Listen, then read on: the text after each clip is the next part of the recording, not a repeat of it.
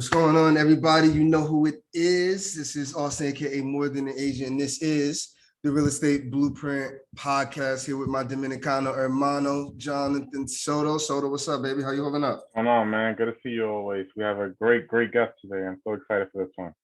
Now we're gonna get it popping. We're gonna jump right into it. A little bit of housekeeping just before we start here. Everybody who's listening, please be sure to subscribe to the podcast. Be sure to leave us a rating and review. We see that y'all are actually holding us down on that.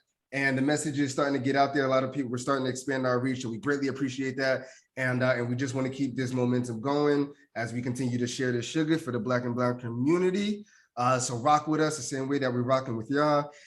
Be sure to follow us on IG. You'll be able to follow us on all our social media platforms. Be sure to click that link in that bio as we get into today's guest. We actually, well, me personally, I actually got the chance the first time to meet her in person. And what I love about, at least for New Jersey real estate, everybody knows the players that are in the game. And it's very easy to see throughout our networks who's doing deals, who's making moves, who's bringing that light to our community. And today's guest is definitely one that is doing that and doing it on a large scale, especially on the development piece, because most of the time our guests we're talking about flips and rental properties and being an agent and so on and so forth. But today's guest is our first developer, and we definitely had to bring a woman on board. So I appreciate all y'all rocking with us, because I know we tend to have it a little skewed on the men's side. And today's guest prides herself on bringing that development industry and development niche and bringing it straight to our community, especially on women, especially for women, which is why she likes to say that, you know, she's a DevelopHer. And shout out to the DevelopHer conference. That was awesome and amazing. We had, you know, some heavy hitter guests in there. And today's guest, 10 years plus actually, of real estate experience. We'll dive into how she got started, and she at one point was doing a lot more flips and so on and so forth, and now she's segued her way into the development piece, which we're definitely excited to talk about her journey. Ladies and gentlemen, without further ado, please welcome our guest, Dionte Chantel. Dionte, thank you so much for coming on the show. Thank you so much for having me. I'm honored to be here. So actually, John was on my podcast. Yes, I was. Oh, there we go. Yes, I was.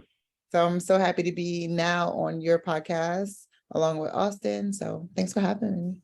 Of course. Without further ado, let's get it started. The very first question, let me get this one, Austin. The world will love to know, how did you get started into real estate? Wow. Well, this is going to be a lengthy answer. No, but initially, so I actually got started back in 2011, about 2 months out of undergrad after graduating from college. I started out as a real estate agent in New York City. And that was just me trying to get out of working at AT&T, to be honest with you. I knew how to sell phones. I was like, you know what? I'm cute. I know how to sell phones. I can sell real estate. And I just wanted some type of freedom, time freedom. And that's how I actually got started in the business. I didn't know it would end up, or I wouldn't end up here and doing it at this capacity. So that's how I actually got started. Okay. And what were you doing at AT&T? Oh, I was selling cell phones, iPhones back then. Gotcha. And did any of those skills, like, because normally you'll catch maybe sales and service is what I like. Those two industries is what I usually see transfer over into real estate. I mean, I guess the easy question is, and I guess I'll make it two-part because I don't want to make it a redundant question. Obviously, having the personality to sell cell phones and things like that, you're able to sell real estate, right? It's a very easy, mix. Yeah. If you could sell cell phones, you could sell anything. Just like with cars, right? You could sell cars, you could pretty much sell anything. And, it was easier to sell iPhones at AT&T. We were the only carrier at the time selling iPhones. Oh, yeah, that's right. So, we were making good money there. However, I was drained. I put myself through college. So I was going to school full time. I was working full time 3 years straight, from 19 years old to about, well, no, it was 18, 19, I don't know. Up until like 22, I was tired. Okay. That's all I remember. We still tired. We still tired. There's nothing different. Right. I'm still hustling out here today. But with that being said, a good friend of mine, she said, you know what? Why don't you try real estate? I said, okay, let me do that. She was making a lot of money. My motives were about money back then, of course. But again, like you said, once you realize that you're really providing a service, and not only that, customer service, dealing with the general public, it kind of segues into any public sector type of field, right? So ultimately, throughout the years, I learned how I could really service our people specifically. Because initially I was just servicing the rich people in the financial district or in Midtown. I was doing luxury rentals. Later on in my real estate career, we'll say, it was really focused on Section 8 tenants, dealing with people that had vouchers, individuals that were coming out of shelters, who have been homeless, battered women, like different things like that. Even men coming out of jail who was discriminated against based on their criminal record. So I became really focused on the people that needed the assistance, needed my services versus the people I wanted to work with, right? And not to say I didn't want to work with them, but just to say like the people that needed me. And I knew I can actually provide a service, whether it was using my own rentals to assist them or even leveraging my relationships with investors and developers that I knew. So I felt like I was being a blessing to someone overall later on. Were you in New York, or were you in New Jersey servicing people that are coming from New York into New Jersey? It was both. So all of the brokers I've ever been with, they both had dual licenses in New York and New Jersey. Of course, I was living in New Jersey. So it was nothing for me to just, also find them somewhere to live in New Jersey. And my brokers were in both states. So it was easy for me to do that. It probably wouldn't be easy for everyone, right? You would need to be licensed in both states. Of course, my brokers favored me. They let me do what I wanted to do. And I had the units. So I was like, what you gonna tell me? No. So I had the units. It made sense. But yes, in a real world scenario, you should be licensed in both states. I just want to put that out there, to do work in both states or to service individuals in real estate in both states. So you got out of college, working at AT&T, got into real estate as an agent, served luxury rentals. Then you moved over, worked both New York and New Jersey. Where does the investing come into play? Did you see people around you, the clients you were helping, generating wealth, or where does the investing come into play? Well, for one, yes. So the first year of real estate, I started working with high net worth individuals who could afford $10,000 a month in rent. Okay. So I was like, oh, okay. I need to make that money. But in all reality, the reason why I even went into real estate is to allow me to breathe and make money while I was waiting to go to law school, right? So the goal was to ultimately go to law school. And during that break, I was supposed to become a real estate paralegal or a paralegal. And that's what wound up happening. Going from a real estate agent allowed me to get hired as a real estate paralegal.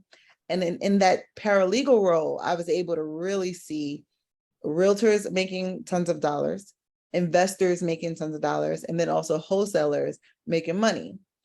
I fell in love with HGTV around that time. I forgot which personality was actually doing a workshop or webinar or whatever the case may be. I wound up going to one in person. They always want $2,000, $3,000. I remember hearing fortune builders. I didn't want to name drop, but I remember going to that's what it is. That's who they are. They know who it is.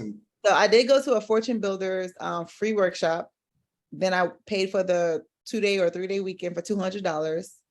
And during that meeting or that workshop, I really had a true wealth mind shift. Of course, I didn't pay the $40,000 because I didn't have $40,000 at the time, but the investment of the $200 is priceless. So with that being said, I had to pay to be in the right room. to get my deliverance, my mental poverty mindset deliverance. And it went down in some hotel in New Jersey, I can't remember. And during that, although I didn't have the money to go to the next level, I made sure I took notes. I still have the notes to this day, mind you. Oh, wow. And the technique that I picked up that I knew I can start executing with right away was wholesaling. So now I'm like, all right, I don't have no money. I did have a job at that point, but I didn't have no money, no cash saved. I started really learning wholesaling the best way I could for free online. And I just started networking and executing. And I got fired from a couple of jobs before I really started to take it serious. And literally 3 weeks of being fired from the last job I ever worked at, I made $30,000 in wholesale fees in 3 weeks. I wasn't playing games. I was like, we're not going back. So that's by the grace of God. Okay. It wasn't even me, it was God just connecting me with the right people and in a short time frame. Are you still and it's a funny question. Are you still going to law school? I don't know. I don't know. It's still on the board. Interesting. I thought you were gonna be like, hell no. So I don't want to pay $200,000 for school. That's why that's what I'm going at. Right. Especially to me, is not conducive. However, since the pandemic happened, now that you can go to law school online, I have considered it deeply. And it's bigger than law school in real estate is bigger than what I think it is. I really do think God is going to use me to make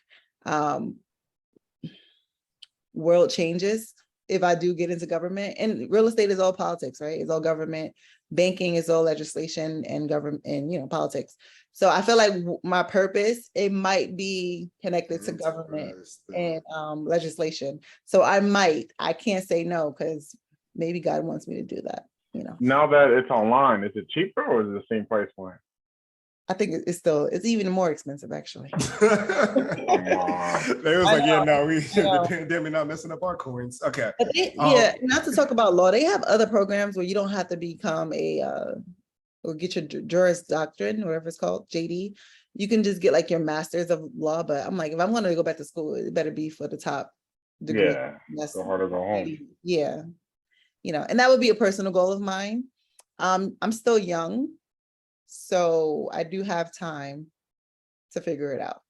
I like the bigger the big why, right? I like the big why behind, like, because it's like, at face value, I'm like, are you going to go back to school just to, just practice more on the real estate attorney end? But no, like, it's a much bigger, which it's a perfect segue into what I want to talk about now, just on the development tip. Where now, like, you're the engine behind development, right? Like, development is like the tactic and the action, like, step-by-step process. But to your point, there is a whole political piece behind the scenes to even be able to get to the forefront to break ground on a particular, like, piece of land that I'm glad that you shed light on it, because that's dope. So is it safe to say that real estate development is your natural progression as an investor or as a real estate professional? You start off as an agent, then you're like, wait a minute, okay, my agent checks are good, don't get me wrong, but unless, which thank God, at least for Newark, like, with our prices starting to get up there, like, they're not where they were, like, years ago. So now Newark, you can easily have 600, 700, 800, and we're not even going to talk about, like, the $1 million properties downtown, Ironbound, where now you can, quote unquote, not compete with, say, a South Orange or like a B plus an A city. But when we're first getting in, we think that in order to catch those high prices, we have to go to those types of cities. So we already have to get outside of our element to go where we're, in a totally different demographic, right? Right. So you're an agent, and then you're like, okay, well, like, let me get into investing, because that's like the next progression, right? So then you're like, all right, I'm now in investing. but where do I start in investing? All right, I'm going to start off as a wholesaler, right? And then usually people transition into flipping for bigger checks. And then like after 10 years go by, they're like, oh, wait a minute, like I should have bought a lot more rentals because like I got to still keep on flipping. So then they get into rentals, right? And then at certain points, I usually see investors take two routes as like the final pinnacle of like their real estate investing career. And it's either they transition into lending, right? And they become the bank, or they transition into developing. It looks like your past obviously has led you into developing. Where did that come from? Like, talk to us about that transition where you're like, this is where I'm at now. So believe it or not, I uttered the words, well, I don't even know if I said real estate developer, but back in 2013, while I was probably 1 year into my paralegal role, I said I wanted to rebuild the city of Newark. At that time, I was broke and busted and disgusted, and I was on an airbed, literally in the middle of Newark. But I knew what was around me. Like I was a visionary. I could see, first of all, for those who don't know, I'm originally from Brooklyn, New York. So I already saw what happened in Brooklyn, and I knew Newark was going to be next at some point once they get their life together. But I knew Newark was a work in progress. You know, Get in there. we almost there. But I knew what was coming next. I was like, Newark is not going to be like this forever. I think the city of Newark at the time was selling those lots for like $1,000 for Valentine's Day. And Valentine's Day. Wait. Run that back. Special? Valentine's Day special. Remember that? And what was it called? That was it. Wait, was that 2013? I wasn't even real estate at then. 2013? No, definitely wasn't even real estate. I remember my daughter's father and I, we both were like dreamers together. Like, hey, we're gonna go buy a lot. We didn't even have $1,000, but we was gonna go buy a lot. I love it. And we were gonna build a house on this lot. That's what we said we were gonna do. And that was the first time I actually uttered the words or declared that, hey, I want to rebuild the city of Newark. Mm-hmm. I wanted to do container homes, all these bright ideas I had. So that was before I had the money, before I even knew what wholesaling was, before I even knew what development was. So sometimes you got to really declare what you want. Say that you are an investor or a developer before you even figure out how to get there. But just know that you're worth doing it, right? You can do it, and know that you just want to do it. So with that being said, I believe the question was asking, like, how should people pretty much start, right? Like, do they have like how did you get in? Like, how did you make that transition? So, I mean, my transition came by way of wholesaling, to be honest with you. I mean, everything is accidental with me. Well, it's you connecting with the right people at the right time, right? So through wholesaling, I met a lot of individuals who just love my spirit, for one. Gotcha. My very first cash buyer, like the very first person I did a deal with, he introduced me to one of my real estate development consultants. Okay. He literally, the man that actually helped me do proposals, who helped me build these relationships, he pretty much was my coach. Like, he was some guy, but he was just like, hey, you're a developer, you're going to get a podcast, you're going to get a publicist, like, you're going to start a fund. Like, he was just telling me like what I was going to do. Okay. You're going to start a real estate OZ fund, like literally mapping it out for me. And I was like, well, I don't know how I'm gonna do that. First of all, I'm scared to death. Like, I'm scared to come on anybody's platform. This was like 4 years ago. But make a long story short, he knew that I knew how to structure deals, leverage relationships. Again, my very first cash buyer introduced me to this man. My other partner at the time, she and I were doing a bunch of flips together. So it was easy for me to leverage the relationship we built, leverage the projects we did together. And ultimately, I went to the city of Newark and I was like, hey, here's our proposal. Here's our portfolio. We want land. Took that same business model to East Orange, New Jersey. This is what we're doing. This is what we want to do. Took that same business model to Kansas City, Missouri. This is like, I just kept on replicating the system. And technically, I could have went to every state in this country with the same plan, because you can become a designated developer in every state. if you know the right people. It is politics. It is who you know behind the scenes. And it is working with these councilmen, right? And also just one, being prepared. You have to be good on paper. They don't want to work with newbies, excuse me. And it's all about cultivating relationships. Oh, I promise you, being a good person and cultivating relationships. Because that cash buyer, he didn't have to introduce me to nobody, but he just had a genuine love for me. And even the woman that became my partner, we just clicked. She had love for me, right? So whoever's listening, be good to people. Right. Be good to people. Know what you can do, or know your value, right? To actually assist them in their business, to make them even want to partner with you, right? My cash buyer, he could have paid me and went on with his life, but he always wanted to pour back into me. He always wanted to suggest things to me like I was his daughter, right? So with that being said, just make sure you're bringing value to people. And then also the people that you're working with, make sure they're good people, they operate in integrity, and they can actually pour back into you, and you can actually partner with them, right? It would make sense to partner with the people that you're working with on this journey. So I had some success with partnerships, not the whole time, but most of the time. We all do. So, quick question. So regarding development, what you wish you knew when you first started that you know now to help new developers out there? Ooh. It's a lot of stuff. It's a lot. Give us three.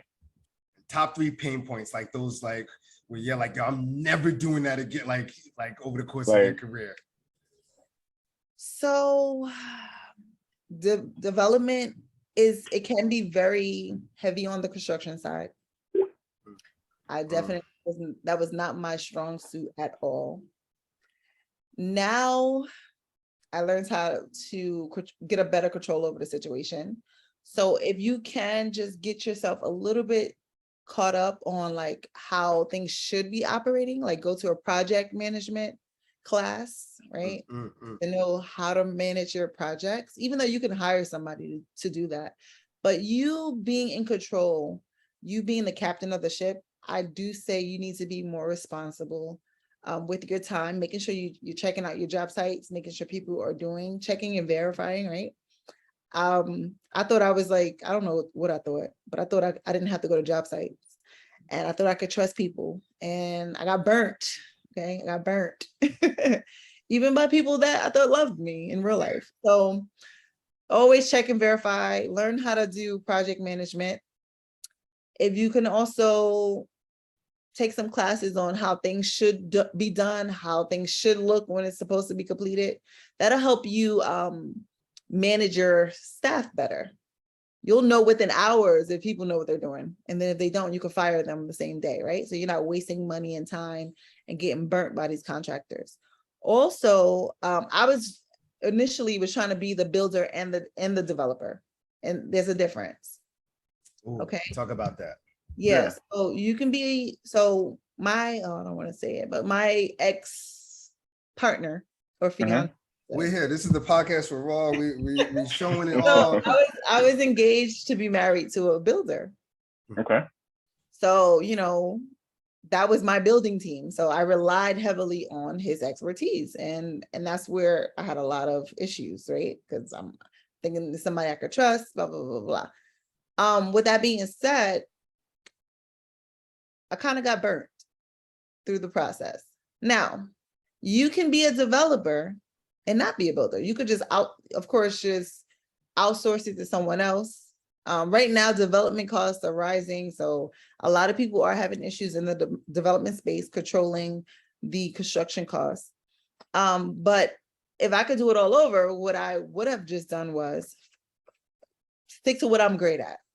I know how to find real estate property, and I know how to find land, right? So stick to the real estate, finding the real estate opportunity. Now, because I do love design, because I do like structuring deals, I could have still done that. I could have designed the project, got the plans approved because I have these political relationships, right? Do all of the steps that a typical developer would do all the pre-development stuff. And then what you could do is just sell the project. You don't have to, you don't have to be a part of the construction phase.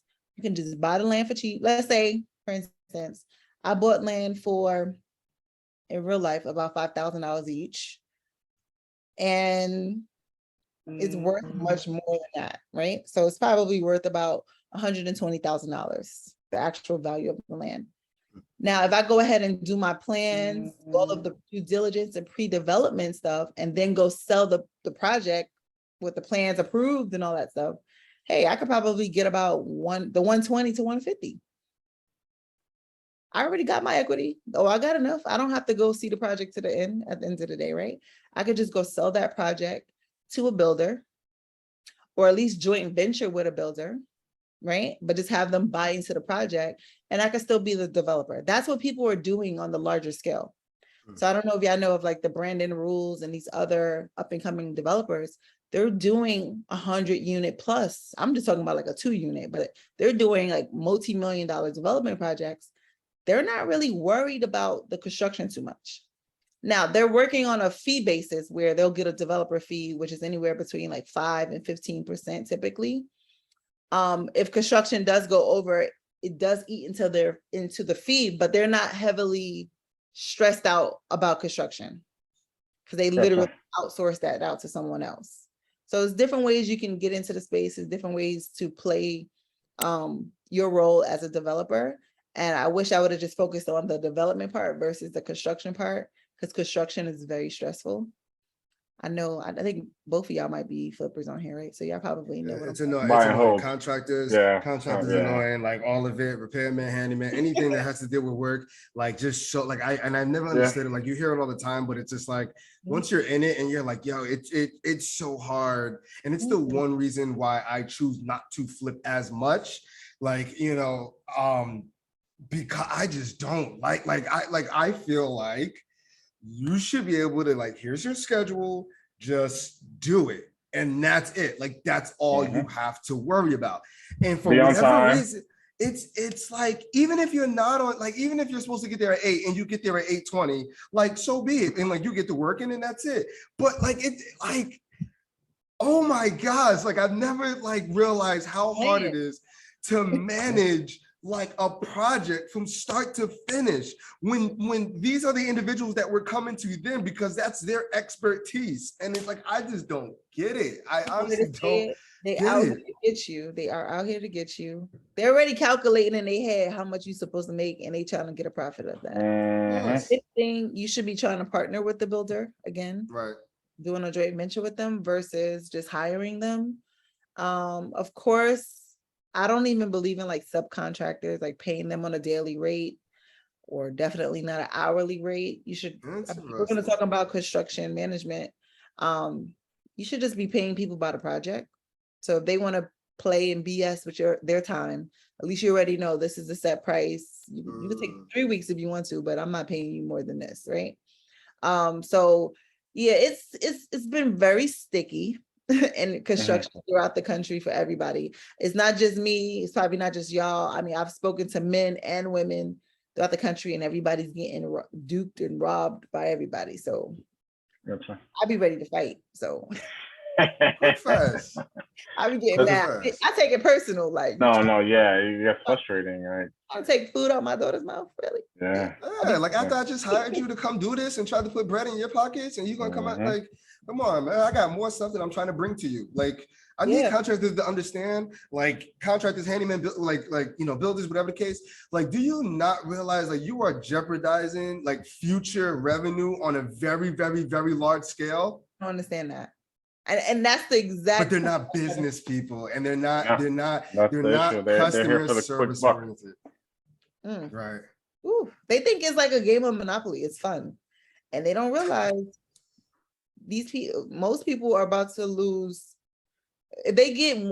So in the development or flipping space, if you have one failed project, that could be it. You could be wiped out.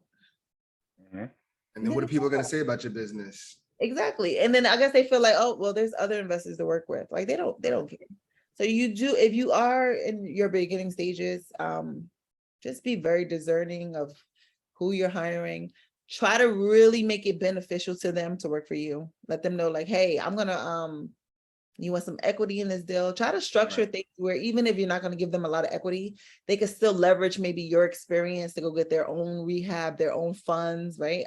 I offer hard money and private money services too. So I'm like, hey, I can help you fund projects, make it an incentive for them to want to work with you, because maybe they won't get that from somebody else. But to be honest, some of these people don't even care. They just be like, nope, I'm going for the gusto. And that's it. It's You so know? like one-on-one transactional. It's so one-dimensional. It is. Okay, as we just start our Before you do descent- that, oh, go I ahead, go want ahead. to take a step back just to clarify for our listeners. So the development part is when you get the land, you get the zoning approved, you get the architect, you get all that stuff. What is it called? Shovel ready up to Yes. that point. And then when you get to Shovel-ready. the builder part is when the actual construction comes in, right? Right. And ultimately so it's different ways you can do it. You can be the builder too. Again, I'm trying Right. to do that. Mhm. But with that being said, you can either partner with a builder or you could just sell the project and be done with it Got and it. still make money. What are So- the exact steps for the development piece? I know I mentioned a few, but let's go through those steps. Yeah. We are starting this. I love it, Jonathan, because that was going to be my question. So we're starting So this for New this Jersey, symbiotic, but let's go ahead. Go. yeah. So for New Jersey, the first thing you want to do before you even go buy the land, you want to do a feasibility study. You want to make sure that it's even conducive and the numbers make sense to actually do a project in that particular area. Of course, where we're located, new builds are about 650, give or take, in the Essex County area for two family. They might be even higher depending on where, right? So we know right off the bat, the resale values are high. We know who our client base are. We know New Yorkers will buy. We know people that are local will buy as well. So with that being said, it makes sense to build new construction in Essex County. We're the new one. We're about to be a tech hub. We're definitely a commuter hub, right? We're 30 minutes from Midtown Manhattan. So everybody's flocking here because they can't afford New York anymore. Cool. About to be a movie hub too. Right. Ooh, entertainment and movie hub and art. Tech hub. Who's coming to a tech? Well, I mean, over the last, do we know something? Does Dionte know something that we don't know? well, I mean, on the I don't development know. space? I don't know. However, tech Heard But is, I know Newark is doing Yeah, a lot Newark- of like faster internet to create something. Yeah, okay. there was a meeting Monday, actually. I didn't make it. So, but with that being said, definitely a movie hub. Of course, we've seen Panasonic come in. We might still get Amazon in, like that's always up for discussion.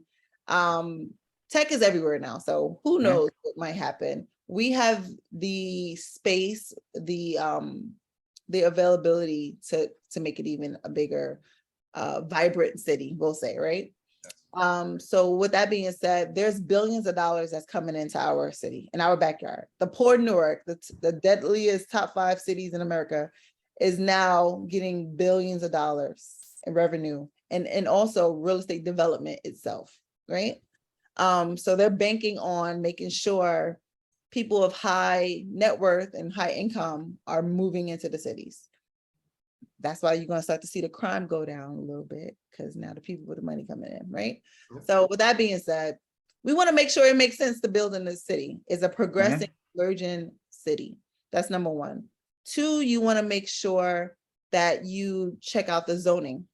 So in Newark, East Orange, it may say R1, R2. It'll let you know if it's residential or commercial or both. So you want to make sure you have an architect in place, especially if you don't want to be making the calls yourself to the planning and zoning boards, right? So have an architect on deck. That's mandatory. Have a civil engineer on deck. That's mandatory as well. And what they'll do is let you know, hey, you could build a single family home, a multifamily. If it's an apartment building, hey, you can do 140 units. You can go up 8 stories, whatever. the zoning allows, right? And whatever will be structurally sound. So they're gonna do, again, part of your pre-development due diligence with you. And typically you want to already have these people on deck because you don't want to just pay everybody to answer your questions. Some of these projects that you may not even get to close on. So you want to just have people on your Rolodex that's a part of your team that's willing to just say, hey, based on what I know, this is what you could do here. And then while you're crunching your numbers, you'll be able to say, hey, or not crunching your numbers, while you're doing your portfolio, or I'm sorry, performa, crunching your numbers, you'll be able to see, all right, is this going to make sense? Are these numbers going to make sense for me, for my lender, who's going to give me the money across the board? Also, when you're buying land, especially in New Jersey, we have oil tanks. You want to make sure you get oil tank sweeps, you get EDA reports, which is environmental, making sure that it's not contaminated soil. Those are just like the basics, right? Before even buying, you want to just know basic stuff. What can I build? Is this land good? You definitely need a survey, definitely. Want to make sure that there's no easements, you're not encroaching on anyone's land. Make sure this is actually the land that belongs to this owner, like, you know, the basics in real estate. And once you package all of that, you get your plans back from your architect, then you would submit it to the zoning department, typically first. Zoning, if it's Essex County, I'm talking crap today, but if it's Essex County, they are going to reject it a couple of times. They might reject it a couple of times. It doesn't matter who your architect is. But once they approve it, you resubmit your plans, right? And they approve it, then it would go to the building department of that municipality. That's where you go and apply for your permits. For your permits, you're going to need your builder's permits. That's typically submitted by the owner and or the general contractor. You're going to also need permits submitted for the electrician and as well as the plumbing and HVAC. So depending on whatever you're going to do, you would need those things. There's some other things you might need as well, but those are the basics. All right. Once those are approved, you better come with your checkbook because now you got to go pay a few $1,000s to pay for those permits to break ground on your project. Okay. So pre-development is costly. Some people have to invest thousands of dollars just to start working on a development project. And you do want to have money allotted for that. Okay, so just want to put that out there. That's all and that basically gets it ready to be, you know, break ground ready. And at that point, you now have everything that you need to start your project. And whether now we sell it and do it again. Right. Well, it's going to require a little bit more money than that, but yes, for the most part. Right. The pre-development, of course, you want to have good lenders in place. Most of the lenders I work with that are actual private money lenders, I don't pay any mortgage or interest until the end of the development or flip, which is great. Everybody doesn't have that leverage. So you want to make sure when you are working with hard money lenders or private money lenders and you are paying a monthly mortgage, that your project is moving along, because they don't care if your plans get caught up in City Hall. They still going to charge you interest every month, right? So you want to make sure that the process is moving along and you're not wasting money and time. Interesting. Last question here before I feel like say that again. I said that's all the questions. No, this one's about to this before the core four, which is another set of 4 questions, but ironically, so instead, well, actually it's a 2-part question and you'll see why. Put it like this: and here's a big reason why, because like mindset wise, which you already have alluded to in the start, as far as not having a dime, not having a pocket to piss in, and then creating something out of nothing, right? When I ask you what's next for you, like in your business, right? What is that? Because it's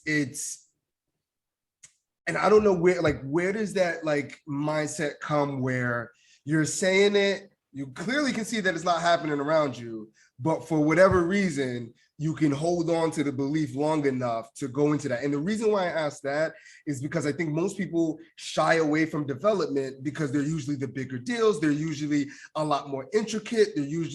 So how does someone that's brand new, that sees you as an inspiration, like start the beginning steps to change their mindset to start taking down these bigger deals? Because their numbers may seem daunting for individuals that are just looking to get into it. Yeah, the mindset, that's tough. Even if you weren't getting into development, but you just wanted to switch a job, right? Like it just requires a new you for a new opportunity. And you just gotta want it. I mean, I don't know what to say. I just wanted it. I was talking to someone yesterday who she's a part of my investment team, and I'm like, fear is stopping you. Fear is the reason why you're not getting to the money that you want for your life and for your family. And you got to break that spirit of fear. Like it's all a spirit. We ain't gonna talk about spirituality, but it's all a spirit, right? It's there for it. You being a self-sabotaging person on your own destiny is highly, highly spiritual. So you need to get out your own way. Okay. And this is what I told her. Now we talked about God too, but you have to ask God to break that spirit off of you. So that self-sabotaging spirit and that spirit of fear. And yes, I'm not even hitting the surface of what I want to do right now. Of course, we're doing the smaller deals, so then we can do the bigger deals. But after these smaller deals, the goal is to never look back, right? So always, always, always know that you're worthy. Know that even when you're asking money from people, that you're worth, they would be losing their mind if they didn't want to invest with you, right? So you want to make sure you have that mindset and the confidence to make people want to work with you. Again, operate in integrity. Fast money is not always good money. I'm sure we all know that. But the main thing is try to make sure you're cash flowing, okay? Because development is not a cash flowing business ultimately. So if you have to start with that 2-family house, 4-unit, whatever the heck people telling y'all on the internet, make sure you're cash flowing in some type of business. Stay in your 9-to-5 if you need to, even though I'm an advocate for entrepreneurs, but entrepreneurship is not for everybody. Okay, I can tell you it's not. If you're not cash flowing, you're not in business and you will be depressed. Let's just put that out there. Quick, fast. If your money stops, you're going to be stressed out, especially if you have a family, you're going to be depressed. So make sure you have all your ducks in a row, at least 4 times the amount before you leave your 9-to-5. If you are an entrepreneur now, I don't care what you're doing, and the money's not flowing, go back to work. It's okay. Seriously, go set the proper foundation and then try again. And you don't have to stop real estate or whatever you're doing. Just go back and do both and set your foundation up properly, right? Because in development specifically, you're going to need the money. Some of these projects can take 10 years to break ground. But you out here calling yourself a developer, right? Because you're doing the work. But it can take a long time to see the fruit of what you're trying to build. You plant in a seed and it could definitely take 10 years for that tree to actually grow. So make sure you have some type of cash flow coming in.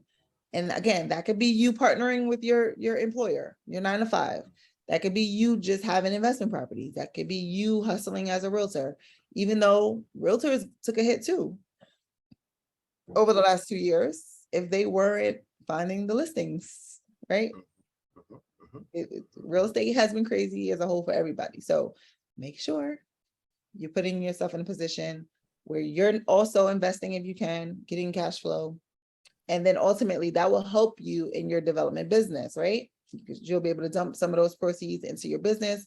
One, you have money for your family to survive off of, because that's what it all comes down to. You need money to survive. Mm-hmm. And also, I forgot what the question was, but be open to partnerships. That's important. Even if you have no experience. a couple of the ladies that was even at the conference, like they didn't, they didn't have a lot of experience. I know I didn't have a lot of experience, but I know how to partner with people very well. And I know when I'm partnering, it's more than just like, hey, can I partner with you? No, I'm bringing something to the table. Again, I'm bringing value to make people want to partner with me. I don't even know how I got on a 200 house build project in Kansas City, Missouri, but it's only by the grace of God. Just being in the right rooms, right? Bringing value to people, even if it wasn't something I was making money off of right away. I still, they remembered me and said, oh, let me call Dionte to see if she want to be a part of this. Let me call Dionte to see if she can even bring the money to the deal or help us structure it or pay for the plans or something, right? Let's make this Black woman a part of this project. So be open to those situations. And even if you're only getting 5% of the deal, you better take that 5% and leverage it. Okay. Leverage the 5%, leverage the 1%. Bigger development deals, even if you were making 5% on a cash flowing 300 unit building, right? And let's say it was $1 million a year, 5% of $1 million a year is way more than your salary. I'll tell you that much. Pretty fast. So be a part of the deals. And you, of course, now that you have any type of equity, you can now use that as on your portfolio as well. Use that as your experience. There's some other, I don't want to throw too much stuff out there, but there are some crowd funds that I might do some business with that I'll let you guys know about, where you'll be able to invest a couple $1,000s and you'll be able to be a part of a big project. You can use that experience on your resume as well. You'll have an equity stake just by investing a couple $1,000s, right? So be open to those opportunities as well, because when you go into these cities and you want to work with these cities, they want to see what you're doing and how you're doing it. And if you can't prove it to them, they're not going to want to work with you. And if they do, not for nothing, the people I had at my event, they might give you one lot to start with, but they might. And that's going to take 5 years to close on, but I'm petty. That's the beauty of it. They're providing options. Right, but they'll entertain you, but realistically, if you want to make moves quickly, you want to make sure you're at least leveraging someone's experience as a newbie to get in the right doors. Speaking of cash flow, are you holding any other properties that you're developing? I only have a few left, to be honest with you. I sold a lot. I finally just sold this 2-unit. That was the property from hell. I'll do a whole podcast on that another day, but it literally was a property. Landlord horror stories. Listen, that's an ongoing series. But what I will say, by the grace of God, I purchased the property so cheap that it allowed enough room for error.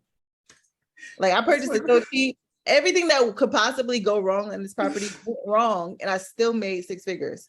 That's just God. I'm sorry. I give credit to God for everything, because had I purchased the property even for $200,000, I would have probably only made like $20,000. So I think Jonathan knows about this project because I was trying to sell it to one of his. Oh, okay, I remember that one. Yeah. Okay. Project from hell. Okay. So I wanted paying $120 for this property right before the pandemic started, off of an auction. Like we got the seller to get it removed from the auction, all this stuff. We offered $120. That was the offer that was the starting bid on the auction. The bank accepted my cash offer. Realistically, it was worth $250 from the start. I paid $120. Everything went wrong. It just kept going wrong. We wound up selling it for $492. So we had a great spread. When I tell you, I wasted a lot of money on construction because people just kept on playing. People started getting sick, like literally ill during my project, and we still made out 6 figures plus in that. Yes. Thank God. Yeah. It was the house that kept on housing. Okay. So make sure when you buy, as everybody said on the internet, what happens? What should you be doing when you're buying, guys? Making money off the buy. Right. Making money off the buy. Do not depend on the market to appreciate, because we just got lucky that this house appreciated by $140,000. We got lucky. Because when I bought it, I thought it would only sell for about $350. It wound up selling for $492. Good thing it did. If not, it would have been negative. Exactly. We talk about the hell house, okay? The hell house. But Like I now said, it's a blessing to somebody now. Yeah. She drove by it and she done, this woman added a fence. She got a, wash and dryer in her basement. I'm like, you go, girl. So I'm happy for her. we're on the Landlord Horror Stories. We're gonna have enough episodes to compete with the Fast Five series. That's for sure. So like that's gonna have to be a reoccurring. We're gonna have episode. We're gonna have volume 1, volume 2. We're gonna package that as DVDs. That's a whole reality show right there. Yo, I think y'all should go bro. patent that now. Go patent that. Go patent it. Go All right. patent I it. mean, let's go to the website right now. Yeah, go get that because I'm gonna be your guest on there for sure. But yeah, so just I forgot what I'm sorry. No, you're good. You That answered. was You off answered. the. That was good. Okay, That was off the mindset. The final, if you could sum up, and we're going to the core 4 right now, or I'll have Jonathan kick us off on the core 4. If you can sum up in 3 words where you want to take DevelopHer over the if you could actually, if you 3 can do it in words, one that's- sentence. Sorry, if you can do it in one Okay. sentence. I'll like, yes. Well, Okay. one sentence of where you want to take DevelopHer over the next 5 years. Yeah, man. okay. So DevelopHer is definitely here to develop your spiritual life for sure. Ooh. Yeah, it's definitely highly spiritual. Develop your mindset, of course, which is definitely connected to your spirit and soul. And of course, to develop your community. And if I had to add one more, develop your bank account. Like we trying to get to this money. So it's literally, that's the business plan for Journey to DevelopHer. It's more than real estate. It's truly about how I develop myself and how I'm going to help develop others. And that's my answer. I Love it. Love it. Let's get into the core 4. These are the 4 questions we ask all of our guests. Question number 1 is, what is your favorite aspect about real estate? Truly being able to help people. Like it's a people business. And I'm really grateful that I was able to impact many, many lives just as a realtor and now, God willing, as a developer. Okay. I Love it. Love it. A lot of people say, yeah. Yes, and a lot of people think like the slam dunk deals are because like you got over on somebody or whatever the case. I can't tell you how many times like my greatest deals, my best deals are always when like the seller is literally like, please, like I need you to help, like and everybody think about all the attorneys, title people that you're working with constructing that all benefit by you being able to bust move. So, okay, question. Go ahead. I was gonna add one more thing. In this business, like I truly like to help people that want to be helped. I don't beg people for their service. Like it's either you want to work with me, either you feeling the vibes or you're not. And then not only that, like a lot of people come to me, especially in the development space, like, why aren't you doing 100-unit buildings? Like that's where the money is. And I'm like, well, no, my motives and my mission to get as a developer was to make sure that Black and brown people could actually buy affordable luxury homes. So my motives are different. Yes, I'm taking the more painful route. It is painful doing a residential house building. It is, but I know who's the buyer on the other end. I know who's going to benefit. I know what my people need, right? So that's it's very mission-based and oriented. And then once I'm done doing what I need to do and I'm recognized and respected a little better. Yeah, you are respected. Yeah. No, I'm saying by, of course by my peers, but I'm On talking a bigger about, level. right, like Yeah. respected like the others out here. Right? Yep. So with that being said, then I could move on a bigger scale because, the buildings are more so for cash flow. That's going to make you rich, of course. Right. But I'm going to try to balance it out. But my goal is to make sure that Black and brown people in urban cities across America can actually buy affordable luxury homes. Love it. And the beauty about it is that everybody that you're working with now, they do become your source of, financing and crowdfunding and building together. So keep on doing your thing, because like the mission will take care of you no matter what. Question number 2, favorite business or personal development book, and it can't be your book, not ebook, not guide, not course, no nothing. Favorite business or personal development book. I mean, the first one, that I really paid attention to had to be in Rich Dad Poor Dad. Give me another one. Sorry. No, I never finished, something? I never finished the whole book. Okay. That's Another the book. best part about it. I never finished the whole book. I didn't need to. I already know what it was going to be about, and I just got going. That's it. Okay, you need to end it. Another one. Wow, that's pretty interesting. Come back to me on that one. I'm That's fine. You could drop your book. Oh, okay. My Put book. the plug in. Okay, so my upcoming book, Dreamer to Developer, 7 Steps to Go from a Real Estate Newbie to a Developer, will be out soon. I don't have a launch date right now, but because I'm finishing it, but it will be out soon. It's going to show you everything I've done and how you can also be a real estate developer starting out as a newbie. Love it. Let us know. We'll bring you on the podcast. We'll promote it obviously to our entire base, and we'll get you set up. For sure. Next question is, when you're not developing, when you're not helping others developing, what do you do in your spare time? I'm daydreaming. Yeah, that's how it is. But I'm thinking, I'm dreaming. That's how it is. Dreaming to developer. Okay. Yeah. Gotcha. Yeah, that's what I'm doing. And sleeping. So I could dream. You can't really like shut it off. Like there is no like, we traded in our 9 to 5s for 24/7. And it's just like, even when you're not working, like you're thinking about work or thinking about like how you could push this ball forward or whatever the case. But in a perfect world, I would be on someone's island once a month. Once a month. But I ain't there yet. But once a month, I will be. Coming soon. That's cool. We doing it just a couple times. Instead of 12 times, we're doing it a couple times a year, maybe 1 or twice, but that's more than a lot of people. So we'll take it. Exactly. Question number 5. Sorry, 5. Question number 4. Last but not least, Dionte, where can people find you at? I'm everywhere. So no. That is a fact.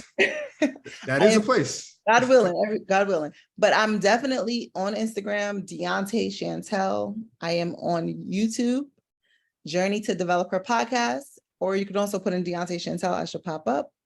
Where else? TikTok, Facebook, journeytodeveloper.com, or all the places you can find me. Awesome. I love it. Listen, while you're down in the ATL doing this recording, shout out to the boys over at Earn Your Leisure for the second Invest Fest and everything that's going to happen down there. They're bringing out some heavy hitters, so definitely bring your notes as far as like all the gems that you learned. I'm pretty sure that you'll come back up north and share everything that you've learned as we continue to all push our respective agendas out to everybody who's looking to grow and build. So we greatly appreciate you taking the time, especially just considering the fact that time is very sacred on the real estate profession. It's always something that we have in the back of our mind. Are we always, are we spending our time right? So it does come with that anxiety feeling. Is this, should I do this today? Should I not do this today? So we greatly appreciate you taking the time because we know it's not easy. And in that case, be sure to enjoy Invest Fest. And we look forward to linking up with you soon. Awesome. Thank you. And I also want to say we do have the replay for the DevelopHer Blueprint Mastermind. Yeah. First of all, did you guys enjoy it? I hope y'all did. Awesome. So the same way that you were like, competitions, I love all of it. It was awesome. So the same way that you said that you have to get into certain rooms, right? And like you paying the $200 helped you get into certain rooms. Like yours was half of that. And the people that were in the room, I mean, like Jonathan said, like heavy hitters, no questions about it. Like it's very, very simple. Yep. So the replay is available starting next week. So whenever you guys listen to this, go over to journeytodeveloper.com, get the replay. We're probably going to do, whoever buys the replay and has attended the conference, we will be doing an additional free masterclass to fill in all the gaps, If you have any questions on how to really get started now, what you need, what documents you need, even if you need people's contact information, you want to be a part of the masterclass. And of course, you want to get the replay if you weren't in the building. So definitely, I'm definitely DM friendly. You can DM me, ask me questions. And of course, you can find everything on journeytodevelopher.com. I love it. I'm actually leaving myself the note here just to include all of that in the show notes. So we'll be good. And I'll be sure to wrap with you just to make sure that we have everything in the show notes. And then, yeah, we'll be good here. We're going to get it popping. Thank you so much for your time.